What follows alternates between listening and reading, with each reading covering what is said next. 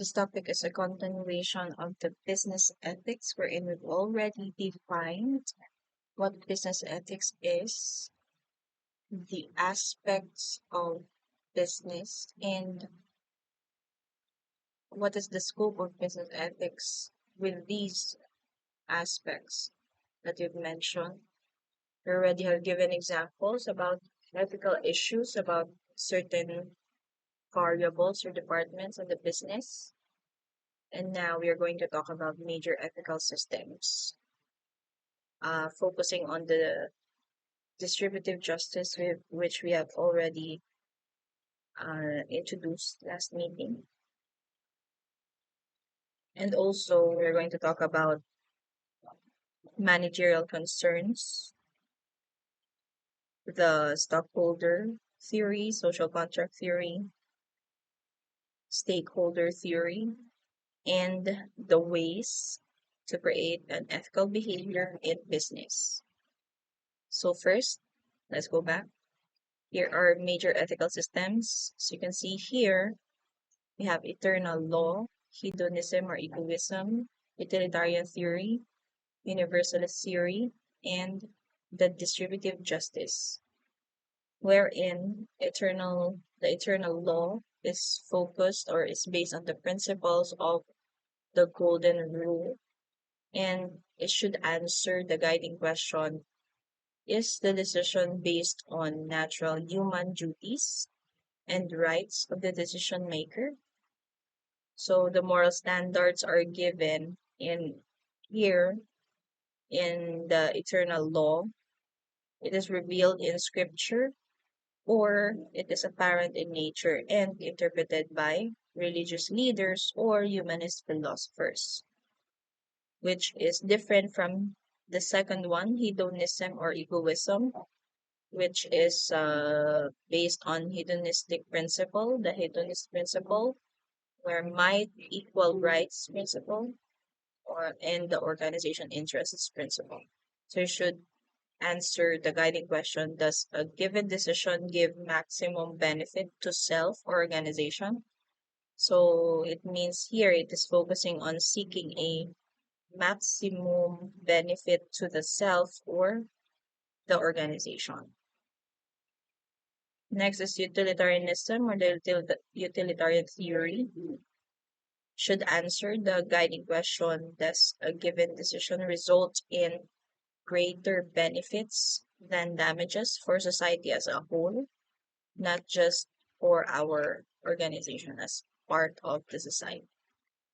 So the principle it is rooted on is the means to an end principle and the utilitarian principle, wherein the moral standards are applied to the outcome, with the principle that everyone should act to generate the greatest benefits for the larger number of people, maximizing the overall well-being of more of a larger number of people. Next, universalist theory should answer the guiding question: is the decision self-serving, or would we be willing to have everyone else take the same action when faced with the same circumstance, the same bala ang decision-making process of everyone, regardless of race, regardless of economic status, kung ma-face man sila with the same circumstances. And it is rooted in the professional standards principle, wherein moral standards are applied to the intent of an action or decision, with the principle that everyone should act to ensure similar decisions would be made by others if they are in the same circumstance. And again, the distributive justice, which should answer the question: will the decision lead to social cooperation in the context of business? And ang iyang guiding principle is distributive justice principle.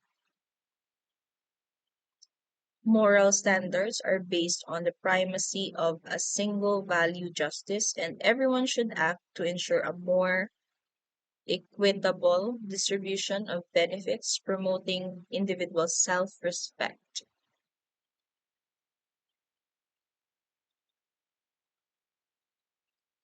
Ang distributive justice niya ni is from gin-explore siya ni John Rawls sa iyang book nga A Theory of Justice in 1971,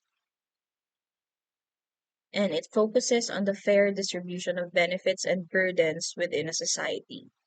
He suggests that justice is a primary virtue of social institutions, and if these institutions are perceived as unjust, they would be they should be reformed, i-change sila, pag-uho ng sistema, or they should be abolished. He posits that society is essentially a cooperative association of individuals working together for the common good.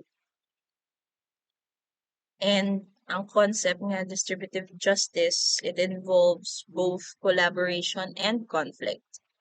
Collaboration arises from the recognition that joint actions can generate greater benefits than individual efforts. However, conflict arises because individuals are concerned about the just distribution of the benefits. Each person naturally prefers a greater share, and they would propose a system of distribution to ensure that there would be a just, or there would be a fair share of benefits. And because of that, Rawls outlined three alternative systems of distribution. We have the absolute equality, absolute inequality, and conditional inequality. For the absolute equality, he argued that individuals would not choose this system, the absolute equality, because people recognize differences in skills, competences, and efforts. For absolute inequality, hindi man gyapon pagpilion or hindi man gyapon mag-agree ang mga individuals sa absolute inequality based on factors like effort, skill, or competence, because they wouldn't know who possesses these qualities.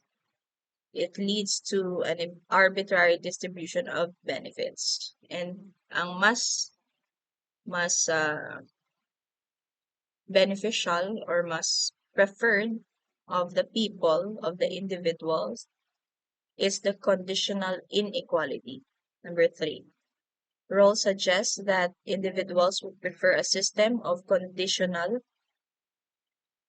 inequality where differences in benefits must be justified, and these differences can only be justified if they result in compensating benefits for everyone, especially for those with the least advantage in society.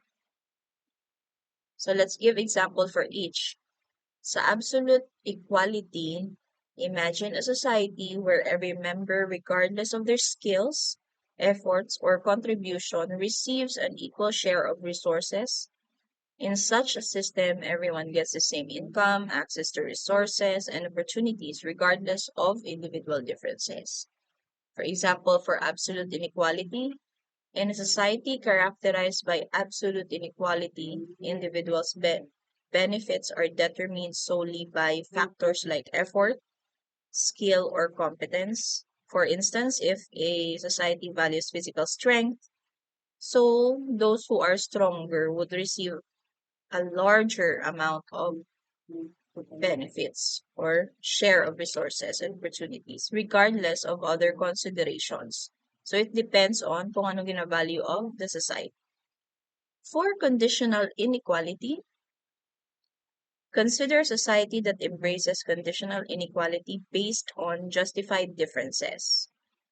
Dapat ma-meet nila ang condition.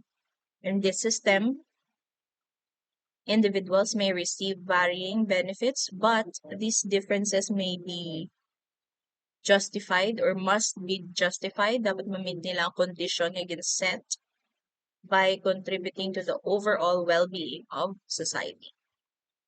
For example, individuals with higher skills or education levels, higher educational credentials, they might receive higher incomes, but only if these differences contribute to the betterment of the society as a whole, particularly benefiting those with the least advantage. So these examples stated, they illustrate how each system operates and the implications for the distribution of resources and opportunities within a society. Rawls argues in favor of the third option, the conditional inequality, as it allows for variations in distribution, but insists that these variations must serve the common good and particularly benefit the least advantaged members of the society. Rawls acknowledged that individuals are self-interested and influenced by their own experiences and situations. To overcome this bias, he introduced the concept of the veil of ignorance. This is the idea that individuals, when making decisions about fair arrangements, should be unaware of their own characteristics. So, for example, their intelligence or their strengths.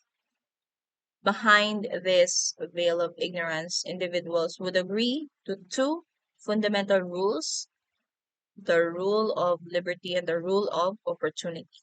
For liberty, each person should have an equal right to the most extensive basic liberty compatible with a similar liberty for others.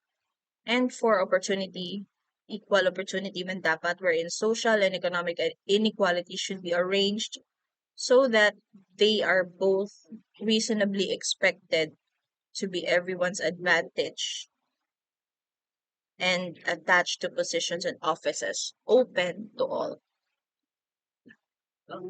Rawls' theory of justice emphasizes the importance of framing and enforcing rules impartially, following a fair distribution base consistent with legal rules and regulations. So for each method stated here, we can give an example. So for example, to each person equally, meaning the method that everyone should have equal benefits from this.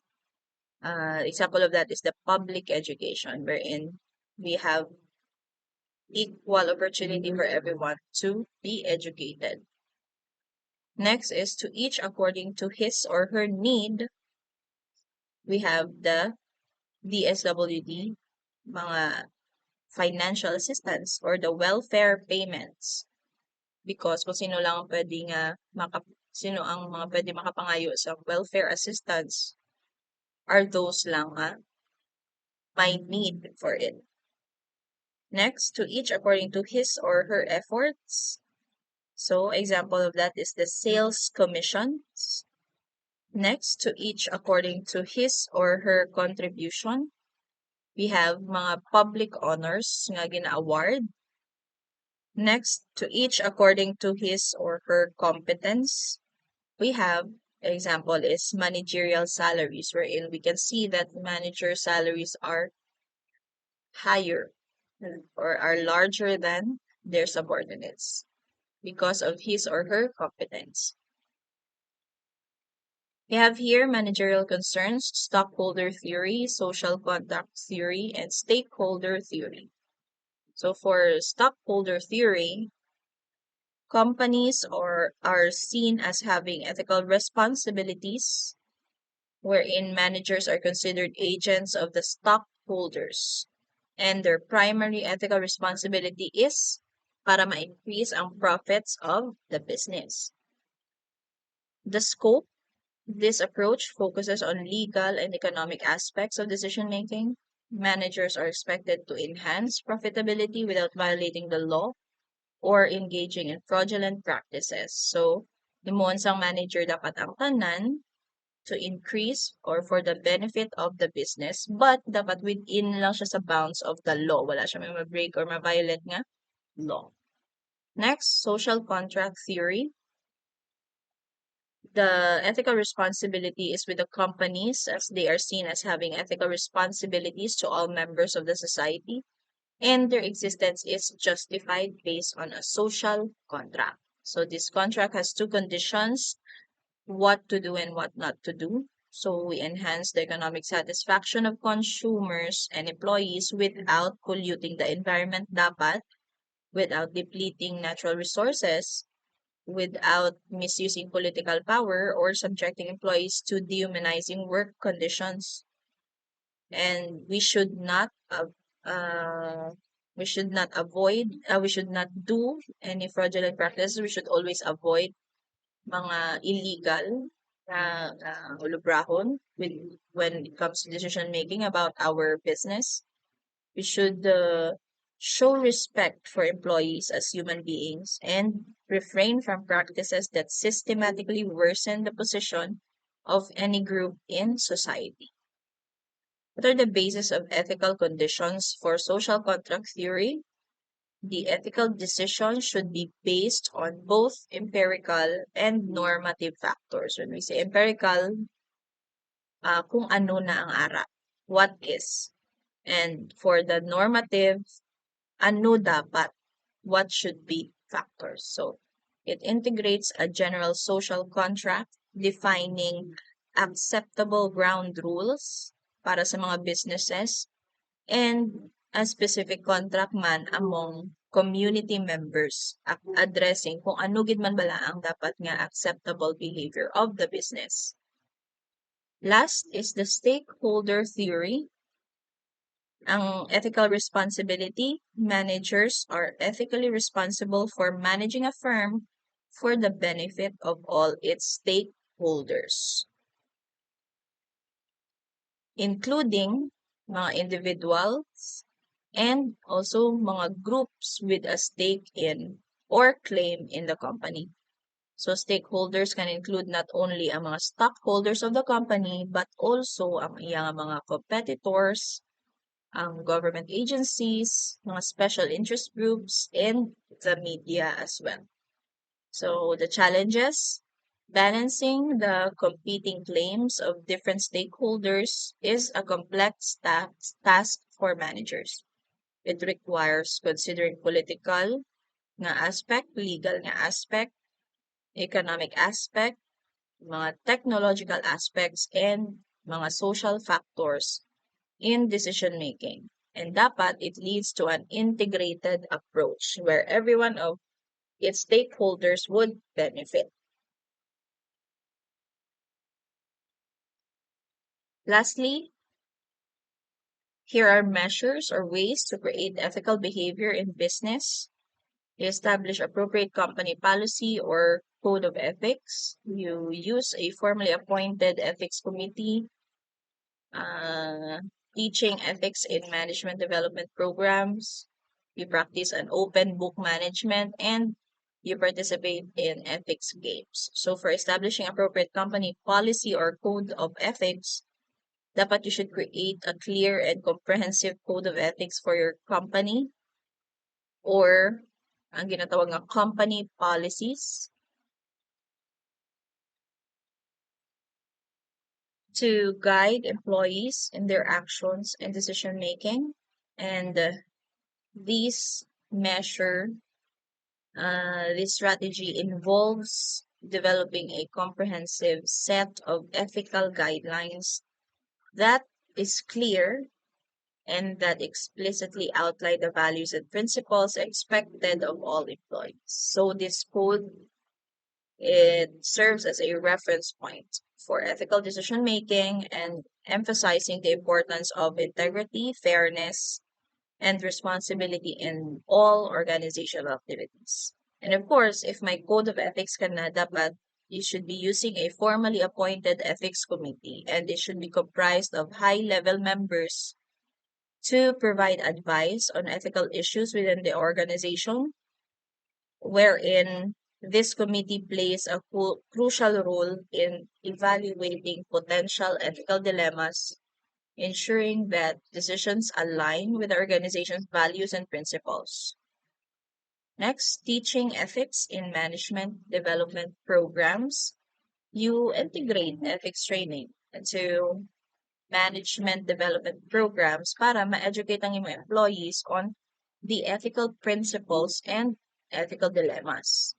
So this measure involves educating employees about ethical principles and also fostering a deep understanding of ethical dilemmas and providing the tools to make principled decisions in various business scenarios. Next, open book management. It talks about transparency. So it involves employees in the financial decision making to make them think like owners and so that they would understand the impact of their actions on the organization. This measure aims to create a sense of ownership among employees, because since if they already know what is happening with what is the financial status of the business, it would allow them to understand the financial health of the organization. It encouraged them to make decisions that positively impact the organization's financial performance and my sense of ownership na sila with the business. Lastly, the ethics game.